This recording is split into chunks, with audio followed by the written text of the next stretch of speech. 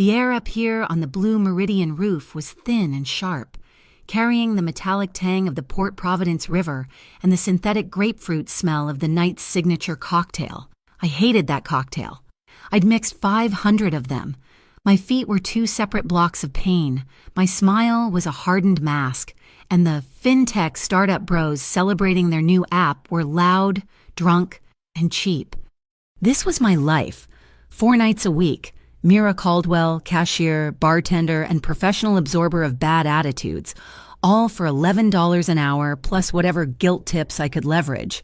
Tonight. The guilt was flowing. The launch party was open bar, but the tech crowd still tipped like college kids. I was swapping out a depleted gin bottle when a shadow fell over the cash register. My stomach didn't just drop, it evaporated. "Well, look at this, Mira, Mira, Mira." I didn't have to look up. I knew that voice. It was the soundtrack to every anxiety attack I'd had for the last 2 years. Evan Pike. I finished screwing the pour spout onto the new bottle, my knuckles white. "Evan, I'm working." "You're always working, baby. That's what you do." He laughed, a wet, sloppy sound. He was leaning over the bar, too close, crowding my space. He'd put on weight, a soft puffiness around the jaw, but his eyes were the same sharp, mean, and entitled. A girl with hair the color of a highlighter hung off his arm, looking bored. "Ev, is this her? The one you said—" "This is her," Evan said, cutting her off, his eyes never leaving mine. "Still slinging gin for the children of privilege. I told you she had no ambition." My face burned. The small crowd around the bar service area quieted, sensing the shift from party to spectacle.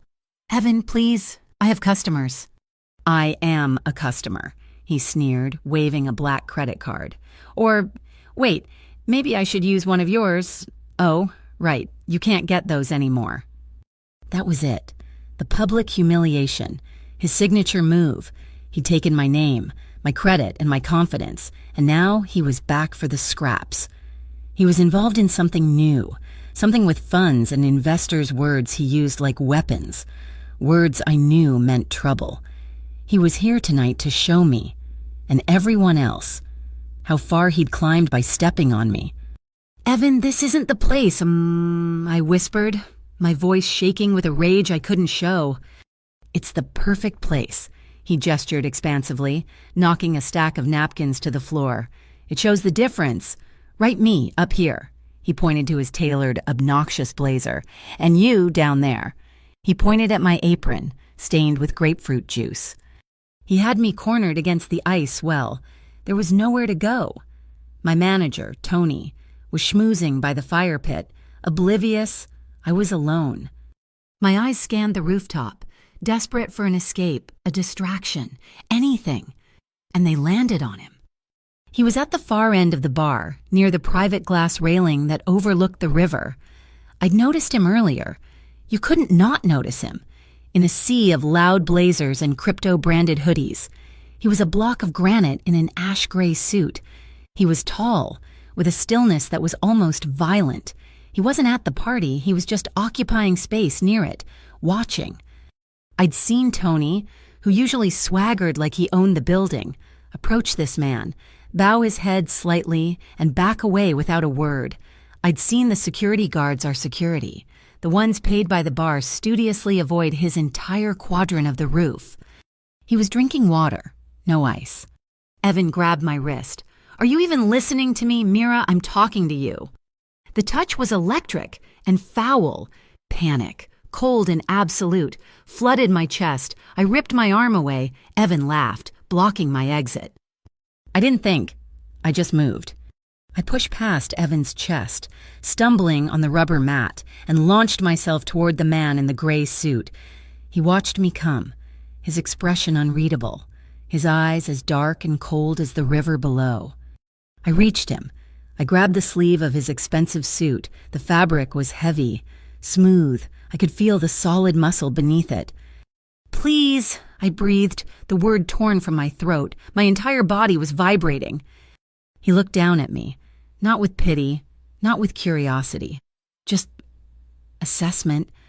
Act like you love me," and I begged, the words tumbling out, insane and desperate. "Please, just for a minute." The man looked over my head, at Evan, who was now stalking toward us, his face purple with indignation. He looked back down at me. A long, silent beat passed where the only sound was the thumping house music and the blood roaring in my ears. He tilted his head, a fractional movement. His voice was low, a gravelly rumble that seemed to come from the floorboards. Why should I? I had no answer. I just stared, my hand still clutching his sleeve like a lifeline. Evan arrived. "What the hell, mirror-grabbing strangers now?" "You're pathetic." And then the world shifted. The man in the gray suit moved, not fast, but with absolute certainty. His hand, large, warm, and impossibly heavy, landed on the small of my back, just above my apron strings. It wasn't a comforting gesture. It wasn't gentle. It was a statement, an anchor, a claim. The pressure of that hand on my spine steadied my shaking. He didn't look at Evan. He spoke, his gaze fixed on my face, but his voice cut through the music. "She seems to have made her choice." Evan faltered, his bravado cracking. He saw the hand on my waist. He saw the way the man stood. A solid wall of gray suit and sheer presence between me and the world. "Who the hell are you?" Evan spat, trying to regain his footing. "Her new wallet." The man's eyes finally moved. They lifted from my face and settled on Evan. It was not a glance. It was the locking of a target, the rooftop, the party. The entire city of Port Providence seemed to recede. The music faded. All I could hear was the sharp intake of my own breath and the clinking of ice in a distant glass. "You're loud," the man said. "It was just an observation." Evan puffed up, emboldened by the lack of a direct threat. "Yeah, well, she's a user. She'll bleed you dry and move on. She's just a—" "That's enough," the man said. He didn't raise his voice. He didn't have to. The words landed with the weight of concrete. "I'm talking to her," Evan insisted, pointing a shaking finger at me. "No," the man replied, his voice dropping even lower, colder. "You're speaking to my person, and you're done." It wasn't a request, it was a verdict. Rico, the head bouncer, was suddenly there. He'd crossed 20 feet of crowded roof in absolute silence. He wasn't looking at Evan, the one causing the scene. He was looking at the man whose hand was still burning a hole in my back. "Mr. Vale," Rico said, his voice tense. "Everything all right here?" "The man, mister." Vale just frowned, a slight tightening around his eyes. It was all the signal Rico needed. "Sir," Rico said, turning to Evan, his entire demeanor changing, becoming a wall of professional menace. "You and your guest need to leave. Now." "What? I haven't done anything," Evan yelped, his voice cracking. The crowd was openly staring now. "Now, sir." Rico was joined by another guard. They didn't touch Evan. They just stood there, creating an unpassable barrier, gesturing to the public elevator. Evan looked from the guards to Mr. Vale. He looked at me. His eyes filled with a venom that promised retaliation. He tried to muster one last shred of dignity. "Fine, this place is a dump anyway." The girl, Chloe, pulled his arm. "Ev, let's just go. You're making a scene." "Shut up, Chloe," he hissed, but he let her pull him away. He stumbled, caught himself, and then he was gone, absorbed by the crowd and herded toward the elevator by the bouncers. The rooftop slowly rebooted, the music swelled, the chatter resumed. But for me, the world was still silent. I was still frozen, my hand on his sleeve, his hand on my back. My legs gave out. He held me up, his grip tightening just enough. "Breathe." I hadn't realized I'd stopped. I sucked in a ragged breath of cold, grapefruit-scented air. I let go of his sleeve, my hand tingling. Thank you," I stammered, stepping back. His hand dropped from my back, and the loss of contact was immediate and sharp. I felt cold again. "He's the one who ruined your credit." "Mr. Vale stated." It wasn't a question. My blood turned to ice. I looked up at him, truly seeing him for the first time. He wasn't handsome in the way Evan thought he was. This was something else. His face was all harsh angles and shadows, his jaw tight, his eyes holding an intelligence that was utterly terrifying.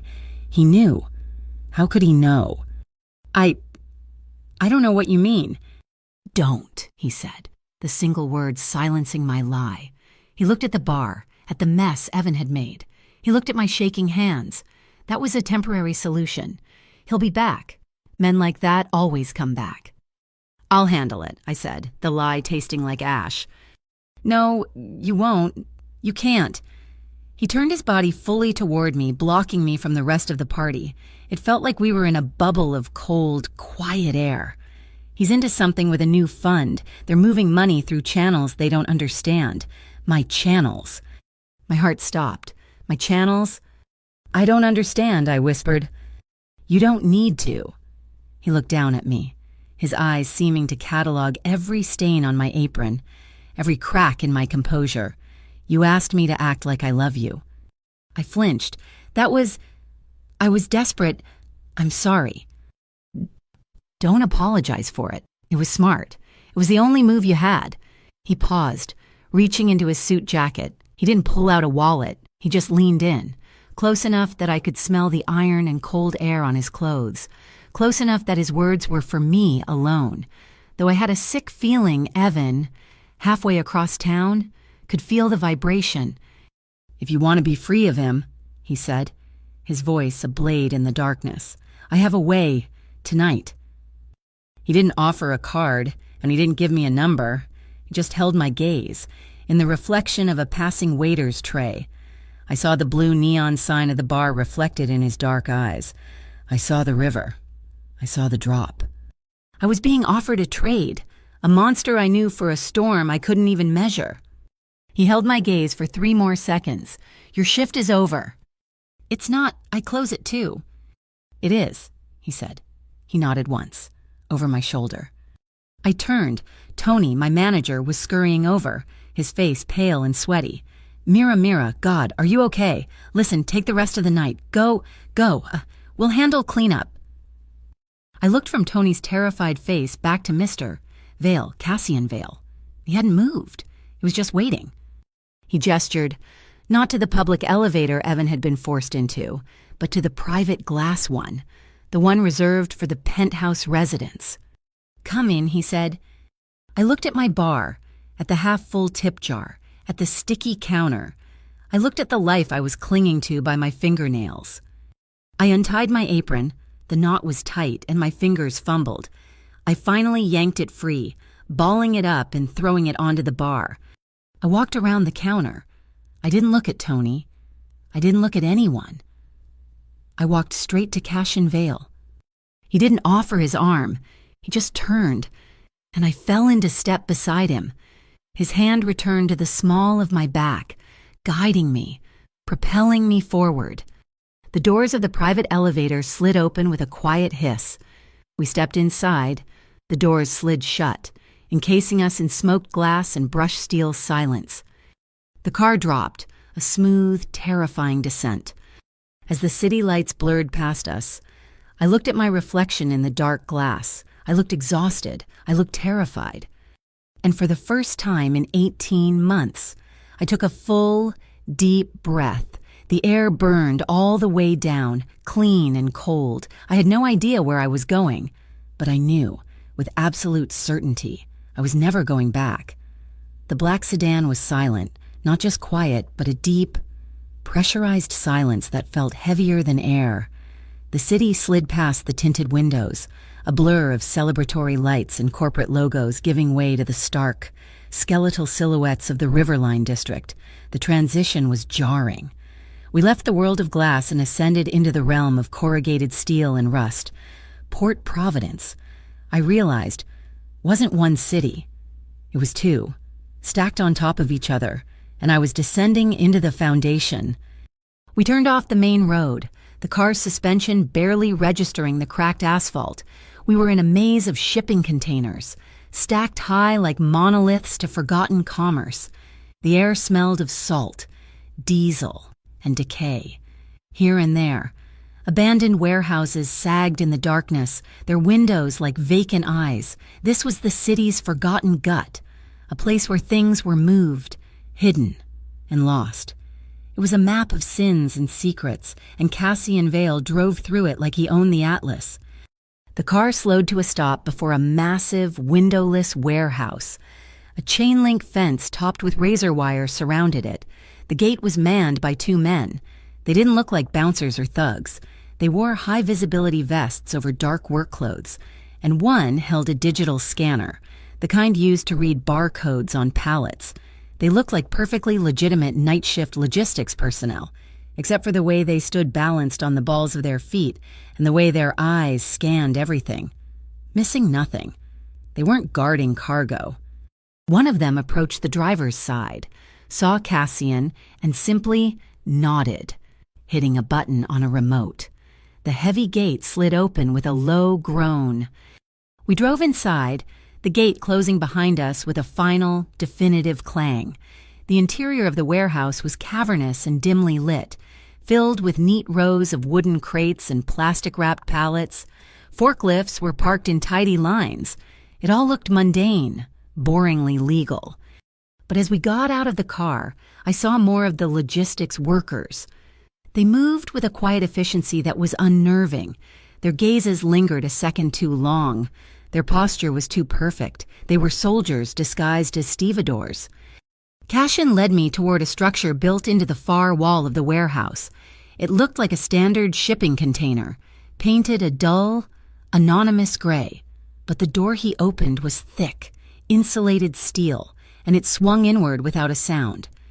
The inside was another world. The walls were paneled in a dark, rich wood. The lighting was soft, recessed. A minimalist desk stood on one side, its surface clear except for a sleek black laptop. On the other was a low table and 2 leather armchairs. A single, large screen on the wall displayed what looked like a global shipping tracker, lines of light crisscrossing oceans and continents. The air smelled of wood polish and black tea. "Sit," he said, gesturing to one of the armchairs. He didn't move to a bar cart. There was no whiskey or brandy. He went to a small, built-in counter where an electric kettle was already steaming. He moved with a practiced economy, spooning loose-leaf tea into a simple ceramic pot, pouring the hot water, his hands steady and precise. He brought 2 cups to the table and set one in front of me before taking the other chair. The tea was dark, almost black, and smelled of smoke and earth. He let the silence sit for a moment, watching me over the rim of his cup. "I run an organization," he began, his voice calm and even. "The Hollow Crown. We are not what you read about in novels. We don't have godfathers or made men. We are a syndicate that manages things. Logistics, high-stakes private arbitration, and, until recently, a very discreet and very efficient network of digital payment processing." He took a sip of tea. "Your Evan, in his haste to appear successful, has partnered with people who stole one of those payment routes, a digital pipeline. They are using it to launder money from their own unsavory ventures, and they are clumsy. They are drawing attention." He paused. "I want it back, and I want them shut down." He looked at me, his gaze intense. "You are the key. You are his documented victim. You have a legitimate, legal reason to pursue him. We can use that. We can file lawsuits, get injunctions, bury him and his new friends in paperwork until they suffocate. It will be clean, legal, and it will work." He let that hang in the air. "Or we can choose a different path, a faster one." My hands were wrapped around the warm cup, the only source of heat in my body. "What did he do to me?" I said, my voice barely a whisper. "He didn't just ruin my credit. He used my name to open credit cards and then max them out on untraceable gift cards and crypto wallets. When I found out, when I told him I was going to the police, he—" I stopped, the memory making it hard to breathe. I instinctively touched my left wrist. The bruise was long gone, but the ghost of it remained, a faint, phantom ache. He made it clear that would be a bad idea. For my health, He said he'd tell everyone I was in on it, that I was the one who taught him how, that no one would believe the bartender over the rising financial star. Cashin's expression didn't change, but something in his eyes hardened. I know. He reached down beside his chair and lifted a thin file folder, placing it on the table between us. I opened it. The first page was a corporate registration for a shell company called Pike Innovative Solutions. The address was a P.O. box. The director was Evan Pike. The next few pages were printouts from a website. The design was dark, aggressive, the name Cinder Exchange emblazoned at the top. It was an auction site, and the items for sale were lists of names, social security numbers, and credit card details. My name was on one of them, circled in red ink. Evan wasn't just stealing identities, he was selling them. His partners are moving fast, Cassian said. Too fast. They've attracted the attention of people you don't want in your life. He slid another 2 documents from the folder. They were internal memos, watermarked with official seals. One was from something called the FCSD Federal Commerce Security Division. The other was from the MOCD Metropolitan Organized Crime Directorate. Both memos listed Pike Innovative Solutions as a person of interest, and both memos also listed the Hollow Crown as a primary target in their ongoing investigations into unlicensed financial networks. My blood ran cold. I wasn't just caught between Evan and Cassian. I was caught between 2 criminal syndicates and 2 federal agencies. If you stand in the middle, Cassian said, as if reading my thoughts, both sides will try to pull you apart. The feds will see you as leverage against me. Evan's partners will see you as a liability. You will be crushed. He leaned forward slightly. But if you walk with me, I will be the wall between you and all of them. I looked at his face, searching for a lie. For a hint of the same manipulative charm Evan used, there was none. There was no charm at all. He was presenting a business transaction. He was offering a shield, but the shield was forged in a fire I couldn't comprehend. I never believed in saviors or knights in shining armor. Evan had cured me of that fairy tale, but I did believe in logic. I believed in strength. Right now. Evan was the wolf at my door. Cashin Vale was the apex predator who owned the entire forest. The choice was brutally simple. To survive the wolf, you align yourself with the dragon. What do you want from me? I asked, my voice steady for the first time. Next week, the Harbor Light Hotel is hosting the annual Summit for Alternative Asset Management. In reality, it is a conference for every major player in the underground financial world. Evan and his partners will be there, looking for new investors to expand their stolen operation. I will also be there. I need you on my arm. You want me to be your girlfriend? The words sounded absurd. I want you to play the part of my girlfriend, he corrected. A crucial distinction. Evan's narrative is that you are a desperate, clingy ex. Our narrative will be that you left him for someone with more power and stability. It will publicly humiliate him and privately enrage his partners, making them reckless. It gives me access and proximity. For 1 week, you will be my companion. You will listen. You will observe. And you will be untouchable.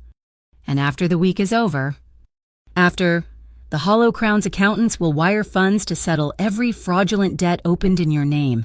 Your credit will be cleared. Your slate will be wiped clean. He pushed a business card across the table. It belonged to a lawyer. Furthermore, a retainer will be paid to this firm. They will establish a legal fund for your protection, shielded by 3 layers of corporate privacy. Should anyone, from Evan to the FCSD, ever attempt to legally harass you again, they will be met with a legal firestorm. It was everything. It was freedom, not just from the debt, but from the fear, the constant gnawing fear that Evan would return to finish the job, to ruin what little I had left. Cassian was offering to burn that fear to the ground and salt the earth. All for a 1-week performance. I looked down at the file, at my name for sale on a criminal marketplace. I thought of the rooftop, of Evan's sneering face and the public shame. I looked at Cassian, at his calm, unyielding presence. He was a storm. Yes, but Evan was a cancer.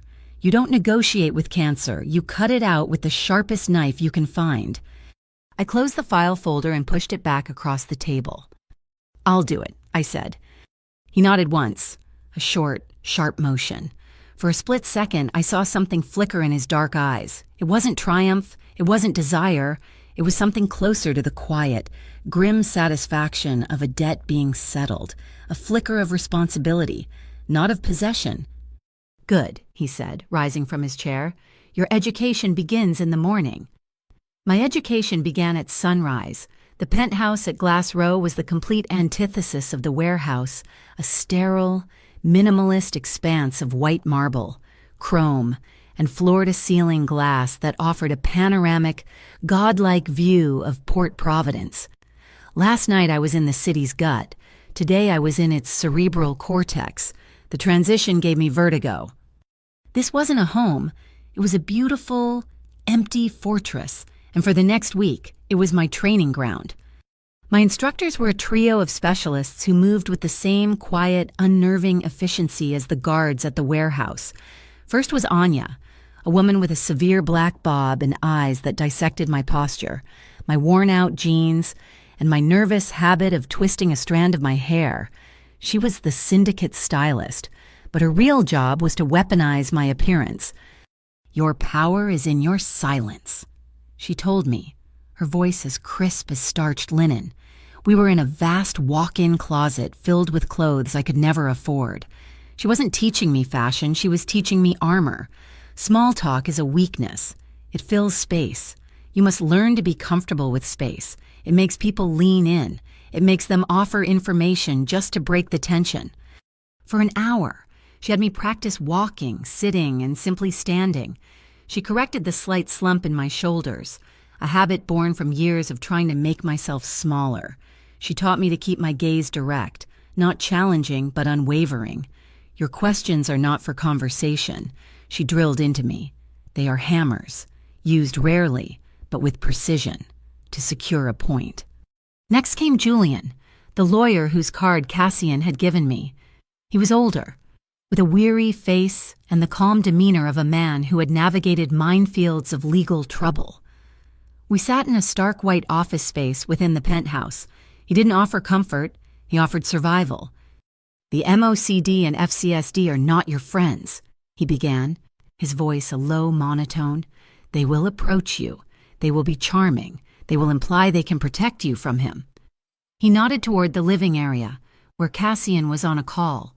If you cooperate, this is a lie. He slid a piece of paper across the table. On it were 3 sentences. I do not recall. I am not at liberty to discuss that. I will only speak with my counsel present. These are the only 3 things you are authorized to say to a federal agent, Julian said. You will memorize them. You will not deviate. You will not get creative. You will not try to be helpful. Am I clear? Yes, I said, my mouth dry. Good, because one misplaced word, one helpful observation, can be twisted into a conspiracy charge that will make your problems with Evan Pike look like a parking ticket. My final lesson of the morning was with Cassian himself. He took me to the main living area, the city sprawling beneath us. Walk to the kitchen, he said. I did. What did you see, he asked when I returned. The view, the furniture. You saw nothing, he said, not unkindly. You saw what was in front of you. You need to see the entire board. He stood and walked the same path, but his movement was different. His head barely turned, but I could tell his eyes were constantly scanning. I am walking a line at 11 o'clock, he explained, pointing toward an imaginary clock face where 12 was straight ahead. It keeps my peripheral vision engaged at a 180-degree angle. I can see the entrance to the terrace to my left and the reflection of the hallway in that chrome sculpture to my right. There are 2 exits from the kitchen, the main one, and the service door behind the pantry. Always know your exits, always see the reflections, always walk the 11 o'clock line. The lessons were relentless, a high-speed infusion of a life I'd never imagined. I felt like a hard drive being reformatted, the old, useless data of my previous life being overwritten with a new, dangerous operating system. That night, things shifted. Cashin took me back down to the world of steel and rust, to his office in the warehouse. He placed 2 identical-looking cell phones on the wooden table. One of these is yours. The other is a trap. He explained the concept of a stingray, a device that mimicked a cell tower to intercept mobile communications. Law enforcement uses them. So do our competitors. They are listening for keywords, for names, for Evan's name, for mine. He started to explain the technical details of how the device isolates a signal, and something clicked in my brain. It was like a dusty room suddenly being illuminated. It spoofs the PLMN ID and forces the phone to downgrade its connection to a less secure protocol, making the encryption easier to crack, I said, the words coming out before I could stop them. Cashin paused, his hand hovering over one of the phones. He looked at me, a flicker of genuine surprise in his eyes. I was in my 3rd year of a computer science degree at Port Providence University, I explained, the confession feeling strange and raw. My specialization was in network security. Then Evan. The debt started piling up, the collection calls. I couldn't focus. I couldn't afford the tuition. I had to drop out. The story of my life. A series of doors slammed shut by one man's carelessness and cruelty. Cassian stared at me for a long moment. He slid the burner phone across the table. You'll carry this one. It's broadcasting a dummy signal. It will keep them busy. He pushed his laptop toward me. It was open to a complex data flow chart. Evan's new partners are sloppy. They're laundering money, but they're using a primitive algorithm. As I looked at the screen, the jargon, the network diagrams, it all came rushing back. It was a language I hadn't spoken in years, but I was fluent. It felt like coming home. The next day, the first message arrived on my old phone, the one Cassian had insisted on keeping active. It was from a blocked number. He can't protect you. Get out while you still can. I showed it to Cassian, and he looked at the screen, his jaw tightening. He didn't reassure me. He took the phone and plugged it into a complex rig of hardware in a room I hadn't seen before, a room that looked less like a part of a penthouse and more like a server farm. They're trying to intimidate you, he said, his fingers flying across a keyboard, which means they're worried. I'm routing all your incoming data through a funnel. We'll find them. That room became our lab. For 2 days, we barely left. Anya brought food. Julian checked in with terse legal updates. But the core of the work was just the 2 of us, surrounded by the hum of servers and the glow of monitors. Cassian showed me the raw data from the stolen payment channel. Thousands of microtransactions, a constant stream of digital noise. They're trying to hide the larger sums in the static, he said, pointing to a column of figures. I scanned the numbers, my eyes blurring. Then I saw it, a pattern, a tiny, insignificant number repeating over and over again. $13.57, $13.57, $13.57. There, I whispered, my finger tracing the pattern on the screen. That's it. My heart hammered in my chest. I knew that number. It was the amount of a recurring charge Evan had set up on one of the first cards he'd stolen from me for a subscription to some stupid mobile game he played. He was lazy. He was arrogant, and he was using the same digital fingerprint, the same tiny, insignificant amount, to structure his new money laundering scheme. He was hiding in plain sight. Cashin looked from the screen to my face. I could see a new understanding dawning in his eyes. He had recruited me because I was Evan's victim. He was beginning to see that I was also his biggest threat. He watched me work, my fingers finding the keyboard shortcuts I thought I'd forgotten, my mind mapping out the flow of corrupted data. I wasn't fragile. I was a survivor. And for the first time, I think he realized that protecting someone didn't mean locking them in a cage. It meant handing them the key. That evening, we rehearsed. We built our fiction, layer by layer. I was a brilliant tech consultant he'd met at a conference. I had advised him against a major investment in a new data security firm, saving him a fortune. The story was detailed, plausible, and filled with enough technical jargon to be convincing. It explained our connection and gave me a reason to be at his side that was based on intellect, not just attraction. The final piece of the puzzle arrived with Anya. It was a dress bag. "For the summit," she said, her expression unreadable. I unzipped it. The dress was the color of a midnight sky, a deep, starless blue. The fabric was a heavy silk that felt cool against my skin. When I put it on, it fit as if it had been made for me. It was simple, elegant, and radiated a quiet power I'd never felt before. I walked out of the bedroom. Cassian was standing by the window, looking out at the city. He turned as I approached, and he stopped. He didn't speak. He didn't have to. His eyes traveled from my face, down the line of my neck, to the way the dress clung to my waist. He stood a breath away, so close I could feel the heat radiating from his body. He didn't touch me, but his gaze was a physical thing, a second skin that was more intimate than any touch I'd ever known. He held up a small, silver object. It was a hair clip, exquisitely crafted in the shape of a feather. "For you," he said, his voice low. I reached for it, and he closed his hand around mine for a moment. His skin was warm, his grip firm. "It's more than a clip," he said, releasing my hand. "There's a vibration sensor inside. It records audio, but it only activates—" He met my eyes, his gaze deadly serious. "When you nod your head twice, deliberately." He was handing me the hammer. I took the silver clip. It felt cool and heavy in my palm, the weight of the deal we'd made, the weight of the trust he was placing in me, the weight of the life I was about to step into. The training was over. The game was about to begin.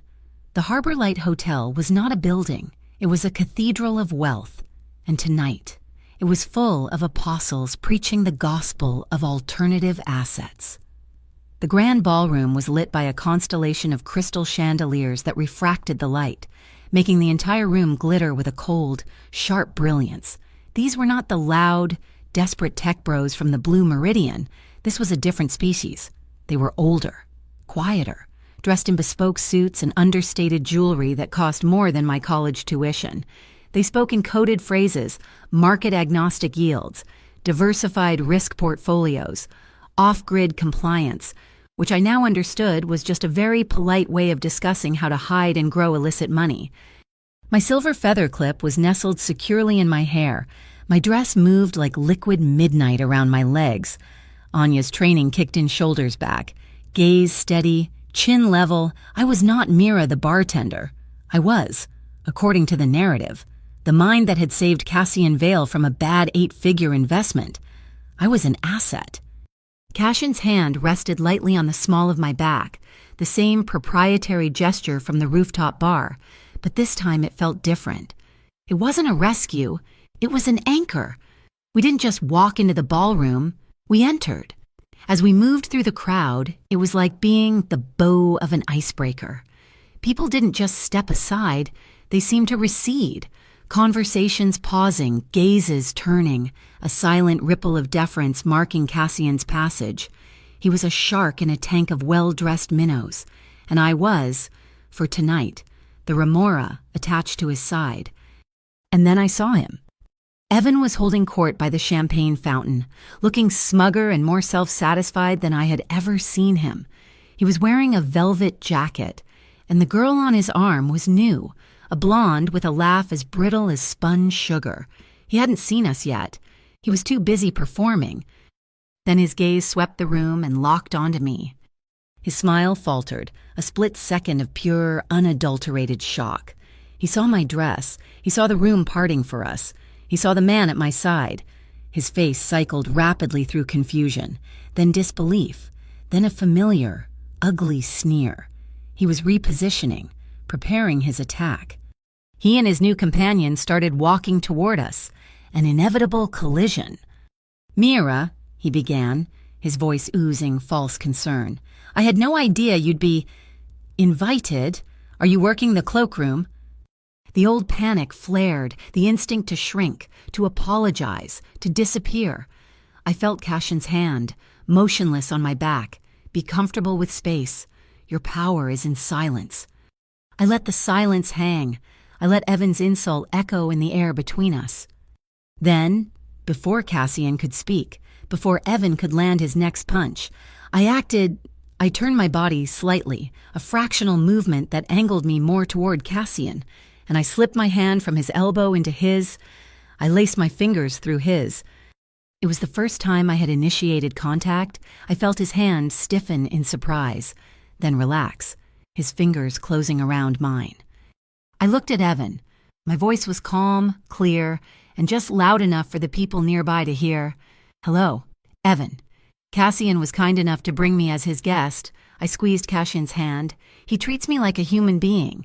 It's a refreshing change of pace. Evan's face went pale. The girl on his arm looked confused. I had just deployed the narrative Cassian and I had built. I left him for you. I had taken his power, his ability to define me as a victim, and evaporated it with a single sentence. He opened his mouth, but no sound came out. He looked like a fish drowning on dry land. "If you'll excuse us," Cassian said, his voice a low rumble of dismissal. He gave our intertwined hands a gentle tug, and we moved on, leaving Evan sputtering in our wake. We hadn't taken 5 steps before we were intercepted by 2 men in identical navy blue suits. "Mr. Vale," the older one said, extending a hand. "Arthur Harrison, Continental Freedom Bank. We're so glad you could make it." "Mr. Harrison," Cassian replied, shaking his hand. He did not introduce me. I was simply a given. "We were hoping for a word," Harrison said, gesturing toward a curtained-off alcove. "We're discussing a new emerging market structure that we believe would be highly beneficial for organizations with your logistical footprint." "I'm listening," Cassian said. We were ushered into the alcove, a small, plush room with 4 chairs. I sat beside Cassian, my hands folded in my lap. I was the silent, intelligent consultant for 10 minutes. Harrison and his younger associates spoke in their coded language. They talked about Raven Ledger, Evan's project, as the next frontier in discrete transactional architecture. They boasted of its speed, its anonymity. They were trying to sell Cassian on using it as a new payment channel for the Hollow Crown. I listened. I recognized the jargon from my days in network security, and from the data I'd analyzed in Cassian's lab. They were proud of their system, but they were salesmen, not engineers. And the beauty of the Raven Ledger, Harrison was saying, is its complete opacity. Once a transaction enters the ledger, it's firewalled from all external inquiry, untraceable. I leaned forward. My one rehearsed hammer question. "That's impressive," I said softly. Harrison looked at me, momentarily surprised I had a voice. "But how do you handle data integrity during peak load transaction verification if the opacity is based on fragmented validation? Wouldn't a coordinated DDoS attack corrupt the entire ledger? What's your latency on a rollback?" The silence was immediate. Harrison stared at me. The younger associate blinked rapidly. They had no idea what I was talking about. Their system was a house of cards, and I had just pointed out that the foundation was made of tissue paper. Cassian cleared his throat, a valid technical concern, I believe. Before Harrison could formulate a response, the string quartet in the main hall softened, transitioning into a slow, classic ballad. Cassian stood up, extending his hand to me. "A moment, gentlemen. I believe this is our song." It was a blatant, powerful dismissal. It was leaving them to consider his needs. I placed my hand in his, and he led me back into the main ballroom, toward the open dance floor. "That was good," he murmured, his voice too low for anyone else to hear as he pulled me onto the floor. "They're idiots. Their tech is a shiny box with nothing inside." He guided me into a formal hold, his hand settling firmly on my back, my own resting on his shoulder.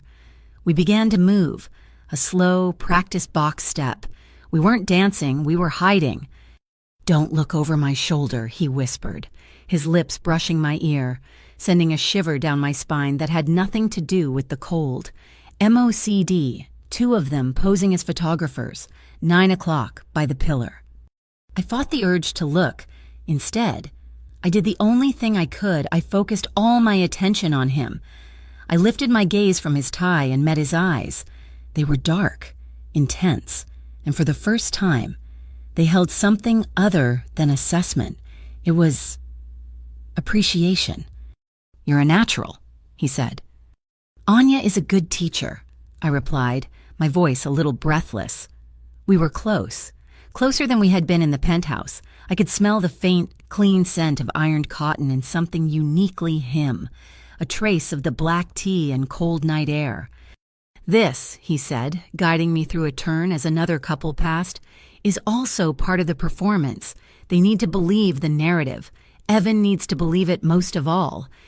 As if summoned, a commotion erupted from the edge of the dance floor.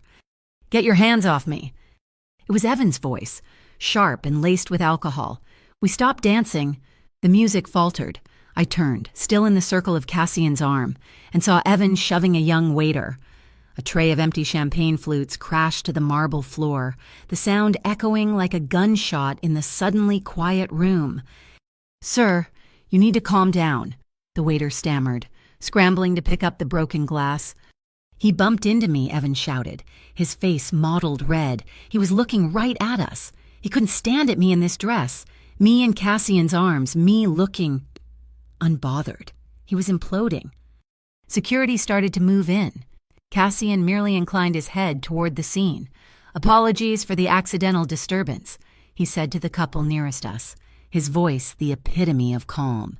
He dismissed Evan's entire breakdown as if it were nothing more than a spilled drink. And in that moment, as all eyes turned to Evan's pathetic, drunken rage, I knew this was it. This was the opening.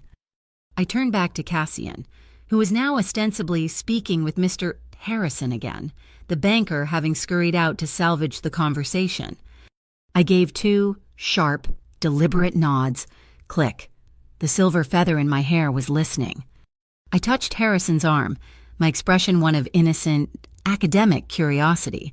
"Mr. Harrison, I was so fascinated by what you were saying. That Raven Ledger platform. It sounds so revolutionary." I glanced toward Evan, who was now being forcibly quieted by hotel security. I know Evan has been pouring his heart and soul into it. Is it true it can already handle multi-million-dollar transfers without oversight? Evan, hearing his project's name, shook off the security guard. "It's the future," he slurred, trying to regain his dignity. "It's fully decentralized, faster than Swift, safer than crypto."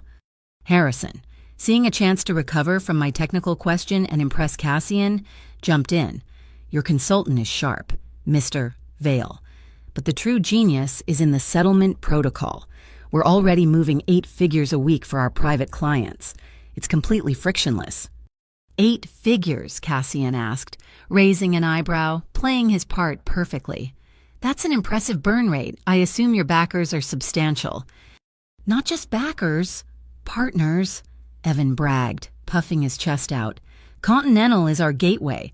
We're clearing transactions for partners in emerging markets. They get clean assets. We get a fee." He just confessed to money laundering in front of a dozen witnesses. "Got you." As if on cue, 2 men in dark suits, real ones, not party guests, approached our group. They were flanked by 2 others in windbreakers marked FCSD. "Mr. Pike, Mr. Harrison, the lead agent said, his voice polite but firm. "We're from the Metropolitan Organized Crime Directorate. We have a few questions regarding some compliance irregularities with the Continental Freedom Bank." A camera flash popped. The FCSD agent, a woman, held up a microphone. "Mr. Pike, the Federal Commerce Security Division is investigating Pike Innovative Solutions. Can you comment on the allegations of unauthorized data brokering?" Evan's face turned the color of ash. Harrison began to sweat. Cassian stepped back, pulling me with him, melting into the crowd. He put his hand on my back, and we simply walked away. We were no longer part of the scene. We were just guests, moving toward the exit, while Evan's life imploded in the center of the room. I watched as they led him away, not in handcuffs, not yet, but in a tight, inescapable escort of federal agents. He looked terrified, He looked small. I felt a surge of triumph, cold and sharp. But as we exited the grand ballroom and stepped into the cool, quiet lobby, the triumph faded. Cassian was right. Men like Evan were snakes. They shed their skin and kept moving. This wasn't the end. This was just the end of the beginning. We didn't take a car. A sleek, black water taxi was waiting for us at the hotel's private dock. We stepped on, and the boat pulled away. The thrum of its engine, the only sound. The cold night wind of the river hit me, sharp and clean, cutting through the champagne and perfume. It whipped my hair across my face, and I shivered, the adrenaline beginning to ebb, leaving an Arctic chill behind. Cassian stood beside me at the railing, watching the city lights blur past. He said nothing. He simply shrugged off his heavy suit jacket, the ash-gray armor, and draped it over my shoulders. It was impossibly warm. It smelled of him, that scent of tea and iron and cold, clean air. It wasn't a gesture of romance. It was a gesture of provision. It was practical. It was a shield against the cold, and it was, in its simple, silent way, the most profoundly caring thing anyone had ever done for me. I pulled the jacket tighter, my heart hammering in my chest for a whole new, terrifying reason. The warmth of Cassian's jacket was a ghost on my skin long after we returned to the silent, sterile fortress of Glass Row. The adrenaline of the harbor light had curdled into a tense, vibrating energy. There was no celebration. Victory was not an event, it was a process, and we had only just finished the opening move. In the server room, the air humming and cool, we uploaded the audio from the Silver Feather. The recording was surprisingly clean. I filtered out the background noise of the party, the music, the chatter, the clink of glasses, until all that remained was the conversation between Evan, Harrison, and the MOCD agents, and something else. In the moments before Harrison spoke, I isolated a faint, almost imperceptible background sound on his end, a low electronic hum and the distant tinny chime of a bell. "He wasn't using his own phone," I said, running a diagnostic on the audio frequency. "It was a VoIP call, routed through a secure server. The sound profile is commercial grade, not personal." Cassian stood behind me, a silent, imposing shadow. "Find it." It took 3 hours. I cross-referenced the unique electronic frequency of the server's hum with public power grid schematics for Port Providence. Looking for an anomalous energy draw in a non-commercial district, the bell was the final key. I ran it through an audio library until I got a match, a pre-Reformation bronze bell, one of only 3 in the state. 2 were in active churches. One was in the belfry of the derelict St. Jude's Cathedral in the Iron Parish, a decaying industrial wasteland the city had all but abandoned.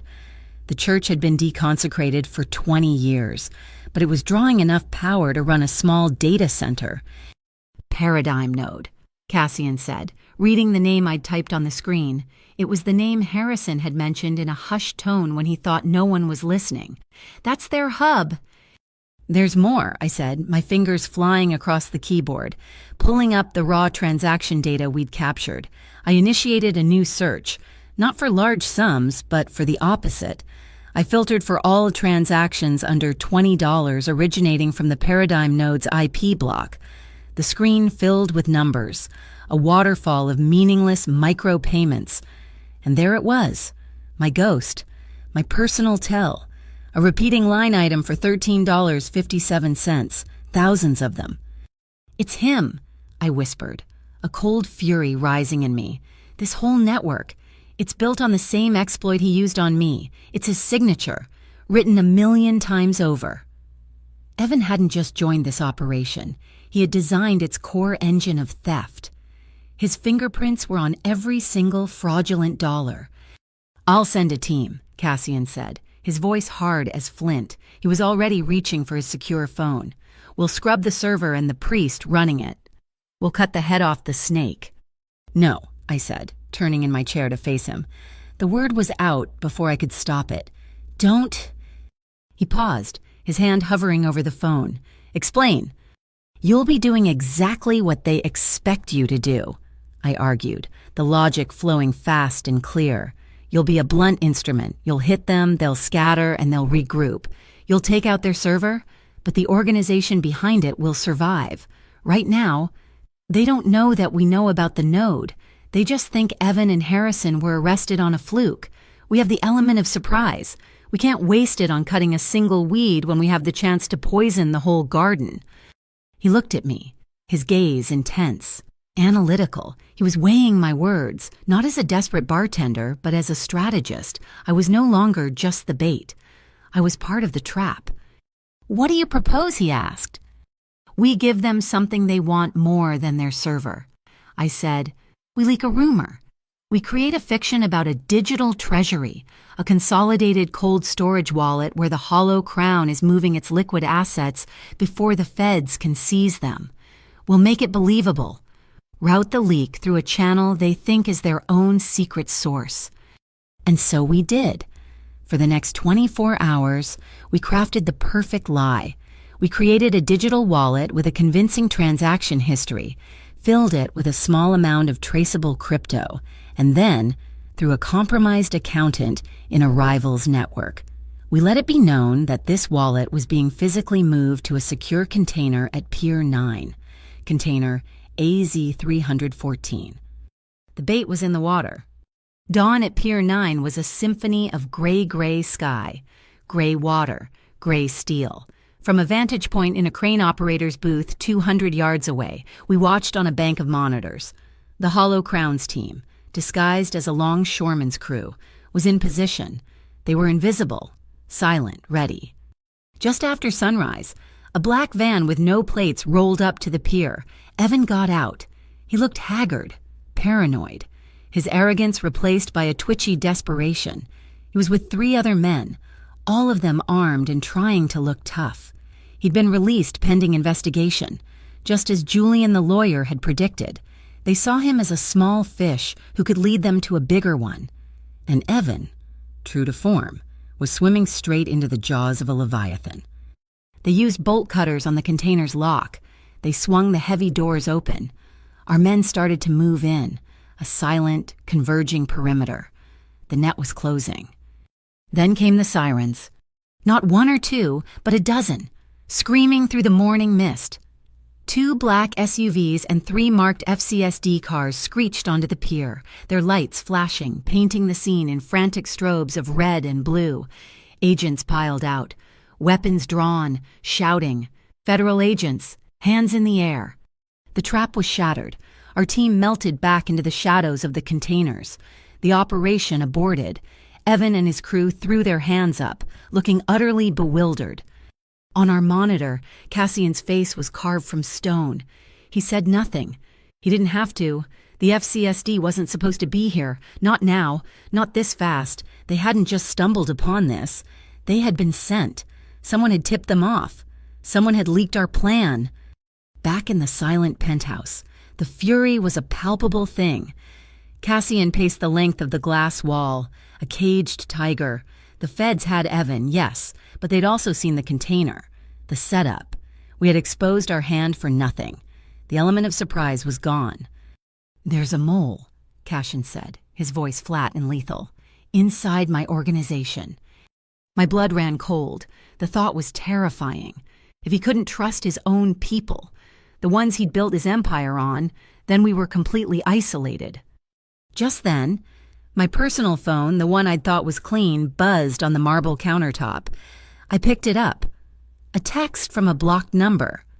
"He can't protect you. You are a pawn in a game you can't win. Leave him now if you want to live. A.N. Albion Nix, the ghost, the head of the Arcturus Combine." It wasn't just a leak, it was a message. Nix hadn't just ruined our trap, he was using the chaos to try and poach me, to isolate Cassian completely. Cassian read the message over my shoulder. The last bit of warmth left the room. He turned and strode to his secure comms panel, his movements rigid with a cold, controlled rage. "Lock it down now," he commanded into the receiver. "Full administrative lockdown.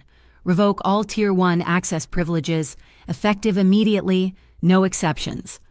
He was cutting off his inner circle. his most trusted people. He was building a wall of suspicion, and he was locking himself inside it. And I saw Evan. I saw Evan's playbook, the isolation, the control born of paranoia, the belief that everyone was a potential enemy.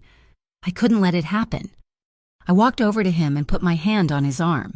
He tensed, but didn't pull away. "Cassian, look at me." He slowly turned his head, his eyes dark with betrayal and suspicion. "Don't do this," I said, my voice quiet but firm. "Don't let them make you like him. This is what they want. They want you isolated. They want you to doubt everyone, controlling people through fear and suspicion. That's Evan's only move. That's the weapon of the weak. You are stronger than that." I took a breath. "You listened to me before. Trust me one more time." I held his gaze, willing him to see me, to see the truth in my words. For a long, silent moment, the only sound was the hum of the servers. He was at a crossroads. He could retreat into the fortress of his paranoia, or he could take a leap of faith. Slowly, deliberately, he raised his hand and terminated the call. He turned back to me, the hard lines around his eyes softening just a fraction. "They expect us to hunt for the leak," I said, pressing the advantage. "They expect us to hit their hardware again, so we do the opposite. We change the game. We forget the treasury. We create a blacklist instead." A new plan began to form between us, forged in the ashes of the old one. It wasn't about physical assets or hardware anymore. It was about information. We would create a new file, a digital bomb. It would contain every piece of dirt. We had the full transaction logs from the Raven ledger, the names of Continental's illicit clients, a detailed map of the Arcturus Combine's money laundering network. It would be an extinction-level event for their reputations. "We can't just release it," Cassian said, his mind already working, seeing the angles. "It would expose us as well." "We don't release it," I countered. "We use it as a threat. We make them believe we're about to... We force them to the table." That night, we built our weapon. When it was done, the encrypted file sat on a single, isolated server. Cassian then copied a small file onto a tiny, featureless silver drive, no bigger than my thumbnail. He held it out to me. "This is the decryption key," he said, his voice low and serious. "The blacklist is useless noise without it.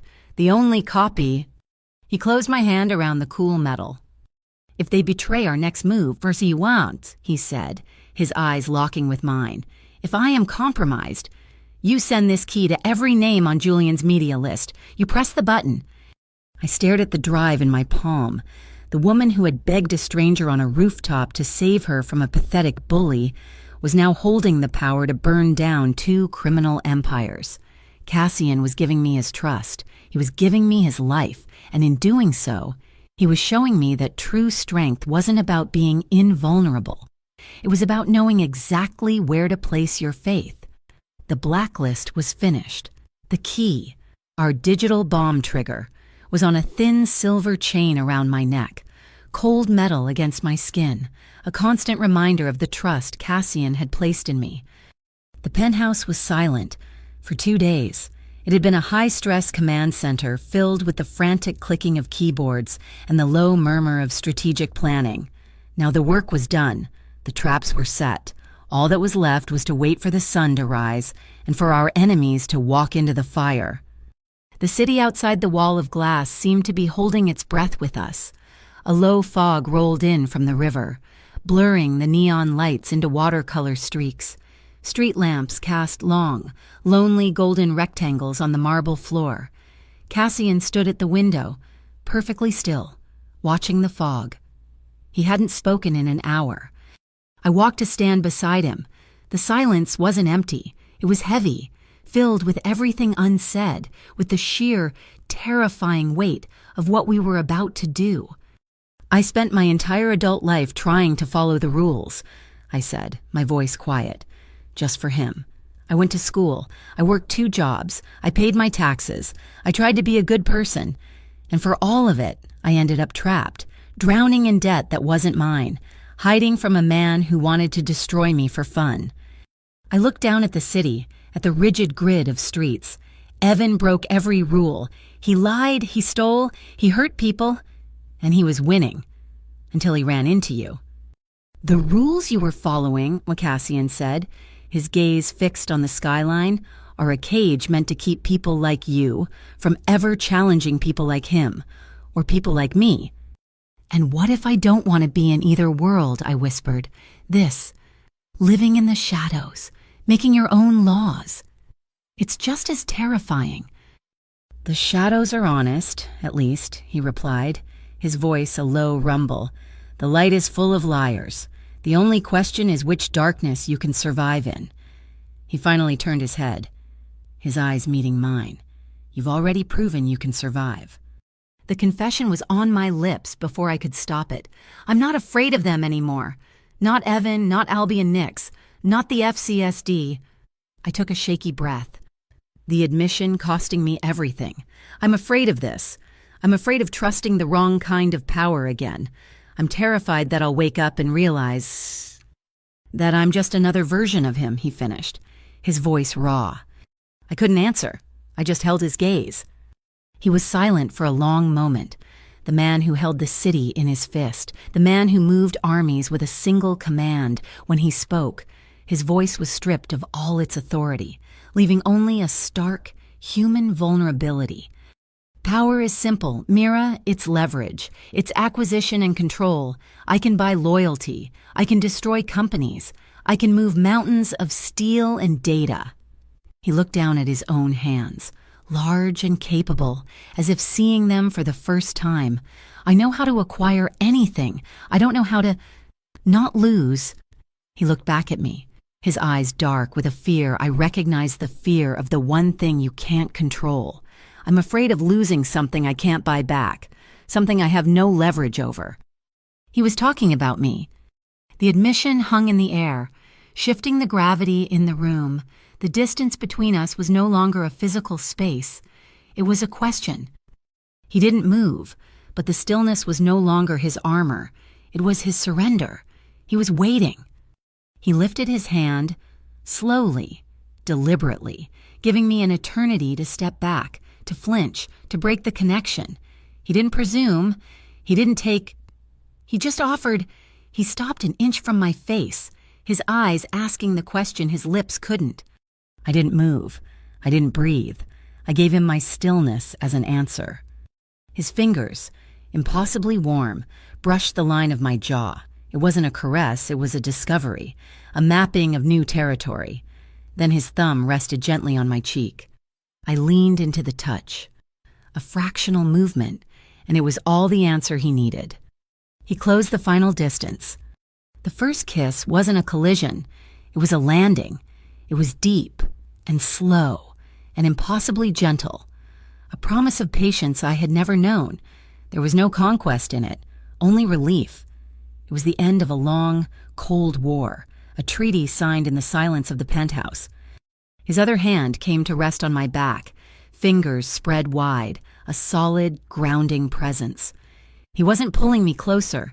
He was holding me steady, as if I might shatter. My own hands, which had been clenched at my sides, found their way to his chest. I splayed them over the fine cotton of his shirt and beneath my palms.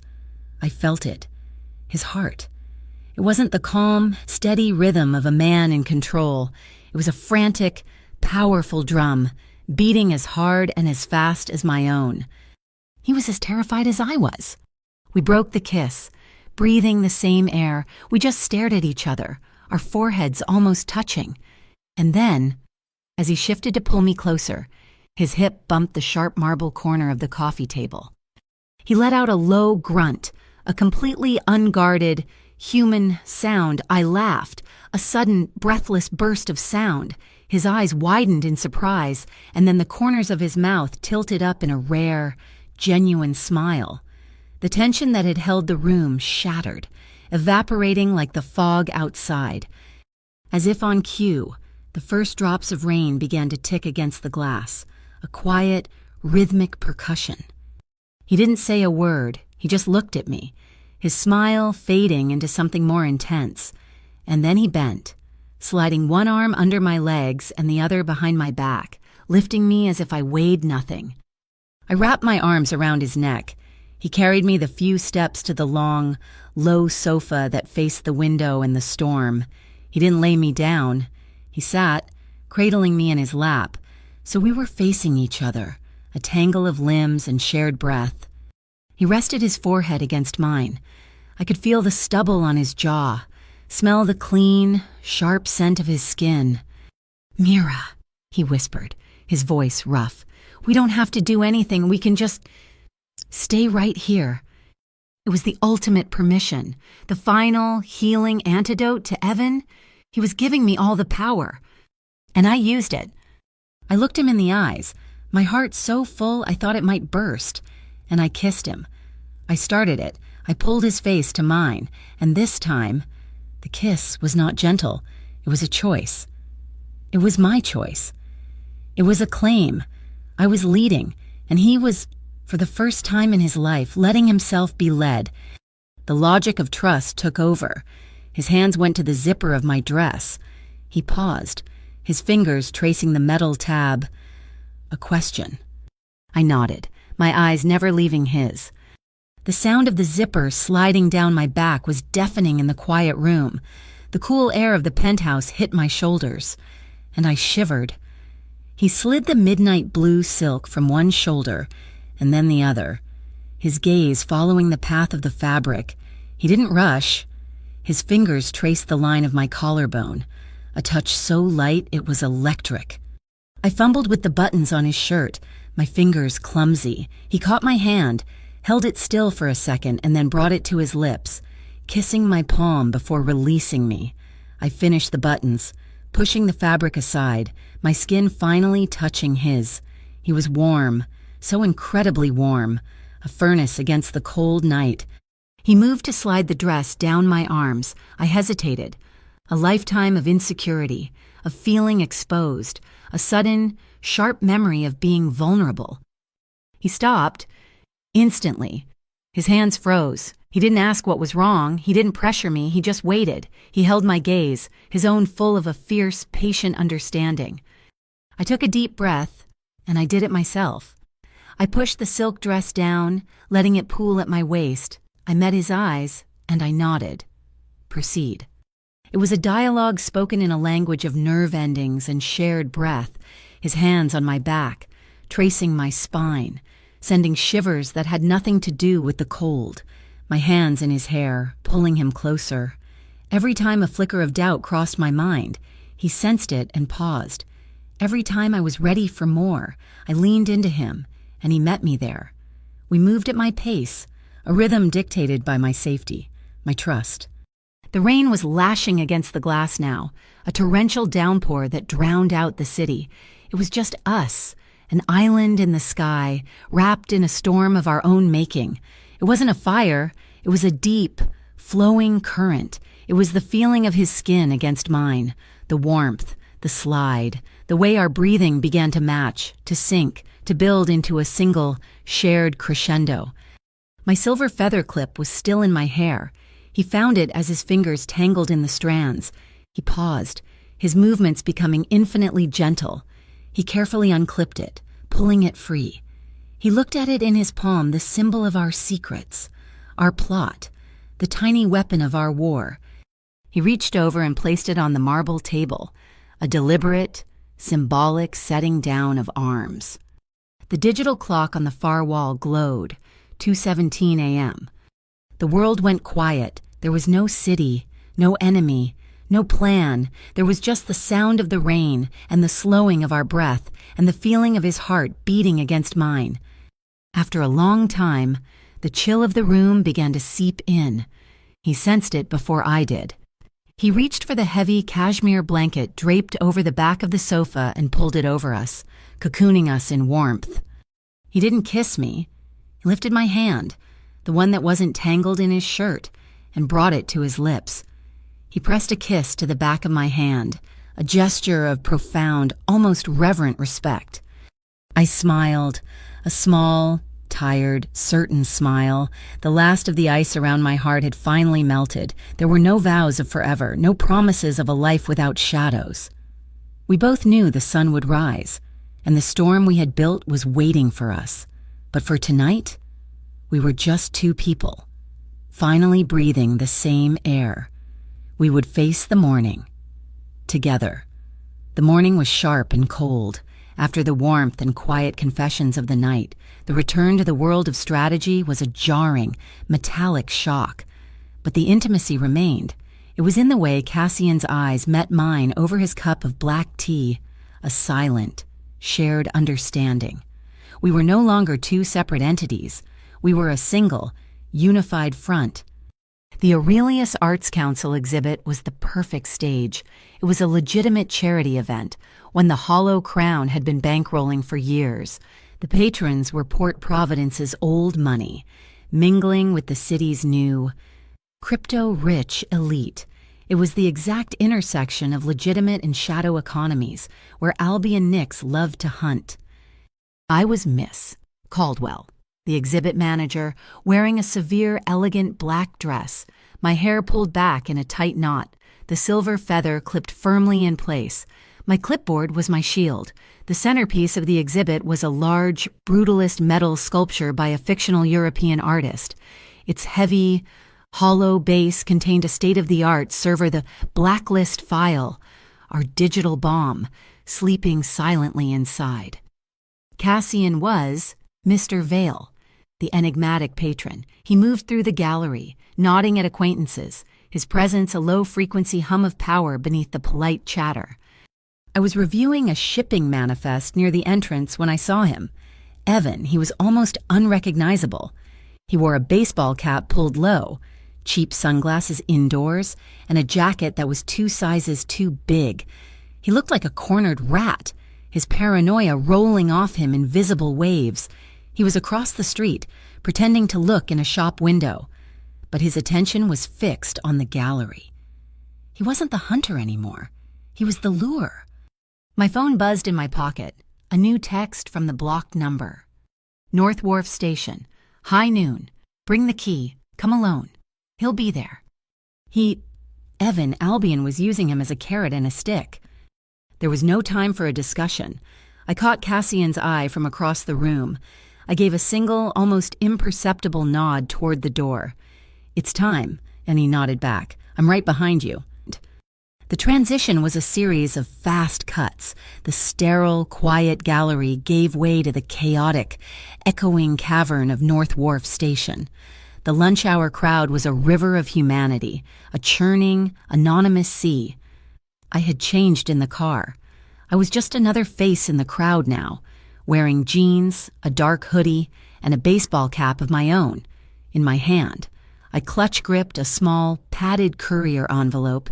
Inside, nestled in foam, was the small silver drive Cassian had given me, the real one, the one that could burn down his entire world. The plan was insane. It was a high-wire act with no net. Albion had to be convinced the key was real, which meant I had to bring the real key. The swap was the whole play. I saw Cassian, 200 feet behind me, a different cap, a different jacket, just another man reading the departures board. His reflection captured in the curved glass of a newsstand. He was walking the 11 o'clock line, his gaze everywhere at once. I moved toward the rendezvous point, a maintenance tunnel marked no entry near track 3. Mira? Evan's voice. He burst out of the crowd, his face slick with sweat. He grabbed my arm, his grip frantic. Mira, you don't know what you're doing. He's not just... He's a... Let go of me, Evan, I said, my voice cold. He'll kill us both. He just wants the... 2 men in dark suits emerged from the crowd, flanking him. Mr. Pike, let's not make a scene. They weren't gentle. They were handlers. I looked past them. Cassian had stopped. He was watching, not me. He was watching the 2 men handling Evan. He was watching 2 other men, standing by the tunnel entrance, pretending to be transit cops. This was the moment. The stage was set. I yanked my arm free from Evan's grip. I'm done with you, I said, and walked straight toward the tunnel. Evan was dragged along by his handlers, the entire strange procession me, the bait, Evan, the hostage, and Albion's men. The shepherds disappeared into the darkness of the maintenance corridor. The air in the tunnel was cold, damp, and smelled of ozone and stagnant water. A single string of caged work lights cast pools of sickly yellow light on the wet concrete. At the far end, silhouetted against a service grate, a figure stood. As we approached, he stepped into the light. He wore a long, immaculate trench coat, and the scent of mint and expensive tobacco cut through the tunnel's grime. Albion Nix. He was younger than I expected, with pale eyes that seemed to have no center. "Miss Caldwell," he said, his voice a smooth, polite baritone. "A pleasure. I see you brought my invitation." He gestured to Evan, who was now held firmly by the two suits. "And I see you brought my past," I replied. "A simple exchange." Albion smiled. "The key for your disengagement. I'll take the drive, and you and Mr. Pike are free to resume your chaotic little lives. My quarrel is with Vale, not his new acquisitions." Behind me, the two transit cops moved, blocking the tunnel entrance. I heard the click of a mag lock. I was boxed in. "Let's not waste time," Albion said. My heart was a hummingbird in my chest. I reached into the envelope. My fingers trembled, and this time, it was not an act. I fumbled with the clasp. Anxious, Albion's smile widened. I tore the envelope open, and in my panic, I fumbled the drive. It flew from my fingers, hitting the concrete floor with a tiny metallic skit. It landed halfway between us. Albion sighed, a sound of profound disappointment. "Clumsy," he nodded to one of his men. As the man bent to retrieve it, I looked down at the drive, glinting in the yellow light. I tapped the silver feather in my hair, twice. Now. The world ended. It wasn't just that the lights went out, everything went out. The caged bulbs, the emergency exit signs, the distant hum of the station. Cassian hadn't just hit a switch. He had killed the entire power grid for this section of the tunnel. It was absolute, suffocating, primal darkness. A scream, Evans, a grunt, the sound of a body hitting wet concrete. I dropped to a crouch, my hands on the floor, sweeping for the drive. A hand covered mine. I didn't flinch. I knew the touch. It was Cassian. He was a ghost, a void in the blackness. His fingers closed over mine, guiding them. He wasn't there. Then he pressed an identical drive, the decoy, the data bomb into my palm. His other hand scooped the real drive from the floor. I felt the air shift as he moved, a whisper of displaced molecules. He was gone. The entire exchange had taken maybe 2 seconds. The emergency lights flickered, buzzed, and then snapped back on, blindingly bright. I was on my knees, scrambling. Albion Nix was standing in the same spot, his eyes wide, adjusting to the light. His 2 fake transit cops were gone, as if they had never existed. The 2 men who had been holding Evan were slumped against the wall, unconscious, but not visibly harmed. Evan himself was gone. The only thing that had changed was the small, silver drive on the floor, the decoy. Albion stared at the empty spaces where his men had been. He looked at me, a flicker of true, cold fury in his pale eyes. He was reassessing. He had underestimated us. He had underestimated me. I grabbed the decoy drive from the floor. I stood up, my whole body shaking, and this time, it was the perfect performance. "Take it!" I shrieked, throwing the padded envelope and the drive at his feet. "I don't care, I'm done. Just let me go, I'm done." I turned and ran, sprinting back toward the station entrance, which was no longer blocked. I didn't look back. I burst out into the main concourse, into the river of people, and disappeared. In the tunnel, I knew what was happening. Albion Nix would stand there for a moment, processing. He would see his men down, his prize on the floor. He would retrieve the envelope. He would see the drive, and he would think, in his arrogance, that I had panicked and run, that my rescuer had grabbed Evan and left the key behind in the confusion. He would think he had won. He would take that drive back to his secure server at the Paradigm node. He would plug it in. And the second his system authenticated the drive, the data bomb would activate. It wouldn't explode. It would broadcast. It would send the entire unencrypted blacklist to a server I had set up a server that would, in turn, instantly forward the data to the real FCSD, the real MOCD, and every major investigative journalist on Julian's carefully curated list. He thought he had the key. He was holding the trigger. And we were already gone. The explosion was not a sound, it was a contagion of light. 3 hours after I walked out of North Wharf Station, the first news alert lit up my phone, then another, and another, on the wall of monitors in the Glass Row penthouse. A digital tidal wave began to crest. Every major news outlet, every financial blog, every tech security forum, they all broke the story at once. The blacklist was live. The data bomb had worked with surgical precision. The narrative was exactly as we had designed it. The Continental Freedom Bank was exposed as a front for the Arcturus Combine's vast money laundering operation, but the star of the show, the villain of the hour, was Evan Pike. His name, his face, his smirking corporate headshot were everywhere. He was the mastermind, the architect of the Raven Ledger scheme, the technical wizard who had built the engine for their crimes. The media fed a perfect, cohesive story, devoured it. Evan had always craved the spotlight. Now he was burning in it. I felt a cold, clean satisfaction. It wasn't just victory, it was justice, delivered not by a court, but by an algorithm. Then, the second wave hit. An official press release from the FCSD headquarters in Washington, D.C. It was terse, professional, and terrifying. They announced a full-scale investigation into the data leak and would be compelling testimony from all involved parties. They named the Arcturus Combine, they named the Continental Freedom Bank, and then they named the Hollow Crown. The hammer was falling, and it was not discriminating. Cassian stood before the monitors, watching his own company name flash in red beside the others. We had won the battle, but in doing so, we had dragged his entire empire into a war on two fronts. The law was coming for him, just as it was for Albion Nix. Julian, the lawyer, appeared, his face grim. "Go dark," he advised Cassian. "Lock everything down, say nothing, let me handle the subpoenas. We can fight this for years in court."